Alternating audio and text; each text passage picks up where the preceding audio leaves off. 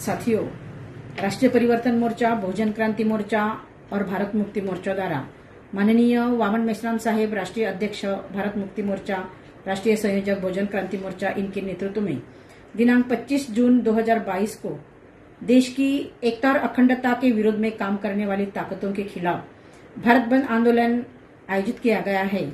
इस आंदोलन को मैं कुंदा तोड़कर राष्ट्रीय अध्यक्षा, राष्ट्रीय मूल्यवासी महिला संघ नई दिल्ली जाहिर समर्थन देती हूँ। साथियों, देश अभी बहुत ही गंभीर हालातों से गुजर रहा है। देश की मूल निवासी जनता, OBC, SC, ST, NT DNT, VJNT, minorities, महिला और देश के युवा, देश के किसान, इन लोगों की कई सारी समस्याएं हैं, मगर इन समस्याओं पर केंद्र की बीजेपी सरकार कुछ भी काम करते हुए नहीं दिखाई दे रही है। उल्टा आरएसएस और बीजेपी के लोगों द्वारा धार्मिक अल्पसंख्यक लोगों को टारगेट किया जा रहा है।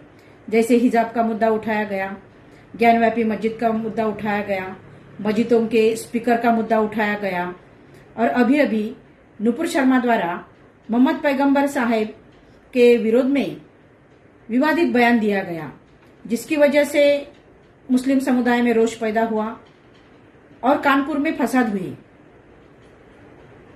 इन फसादों की जड़ नुपुर शर्मा और नवीन जिंदाल, इनके ऊपर सरकार ने कोई भी कानूनी कार्रवाई नहीं की और केवल धमकी के आधार पर अज्ञात लोगों के ऊपर एफआईआर दर्ज किए गए। इसका मतलब पुलिस नवीन जिंदाल और नुपुर शर्मा को प्रोटेक्शन दे रही है।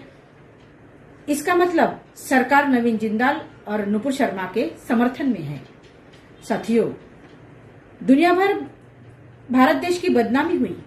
कई देशों ने भारत के राजदूतों को बुलाकर नाराजगी व्यक्त की। तब जाके बीजेपी सरकार ने नवीन जिंदाल और नुपुर शर्मा को पद से निलंबित कर दिया, मगर यह कोई कानूनी कार्रवाई नहीं है। तो न्याय व्यवस्था क्या कर रही है? न्याय व्यवस्था का क्या फर्ज है? कानून का रक्षा करना, संविधान की रक्षा करना, यह न्याय व्यवस्था का फर्ज है। मगर न्याय व्यवस्था आंखों पे पट्टी बांधी हुई है। साथियों, इनका एक ही मकसद है। 2024 में जो लोकसभा के चुनाव आने वाले हैं, इन चुनावों के दौरान धार्मिक अल्पसंख्यक लोगों में झगड़े लगाना, दंगे भड़काना, इनका ध्रुवीकरण करना और चुनाव जीतना, ये इन लोगों का उद्देश्य है।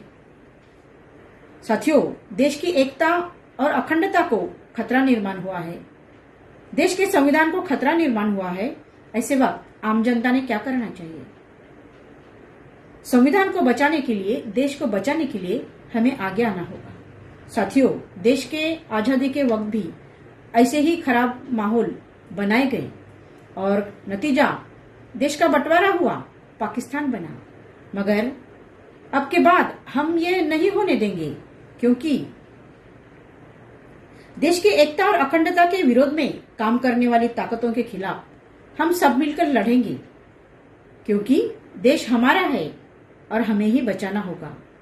राष्ट्रीय परिवर्तन मोर्चा, बहुजन क्रांति मोर्चा और भारत मुक्ति मोर्चा द्वारा 25 जून 2022 को जो भारत बंद आंदोलन घोषित किया गया है, उस आंदोलन को मैं समर्थन देती हूँ और यह आंदोलन हम शांतिपूर्ण तरीके से संविधान के दायरे में रहकर करेंगे।